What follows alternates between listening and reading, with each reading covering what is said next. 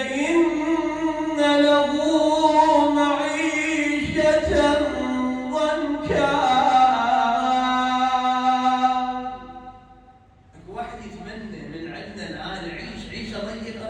وبالتالي لا، أنا إذا كان بيتي ضيق أتمنى يكون يصير بيتي واسع. إذا كانت سيارتي تعبانة ودي أن أطورها إلى سيارة أخرى، فما بالك بالعيشة عمرك 70 سنة 60 سنة وأنت تعيش كل هذا العمر في ضيق؟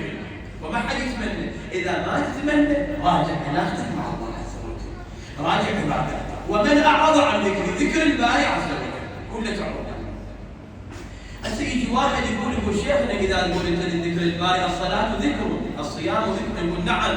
يقول شيخنا وأنا أصلي وأنا أصوم كل هذا الأمر ومع ذلك أنا في ضيق. واضح؟ شبابنا بالله عليك كيف الكلام؟ يقول والله أنا أصلي وأصوم وكذا، ولكن مع كل هذا العبادة والطاعة والتقرب إلى الله عز وجل أبقى أنا دائما في ضيق من أمري. يعني قلنا إذا صلاتك صارت صلاة شكلية، وفعلا احنا الآن صلواتنا شنو صايرة؟ عبارة عن شنو؟ صلواتنا صايرة عبارة عن ماذا؟ عن إسقاط واجب. تتلذذ بيها؟ لا.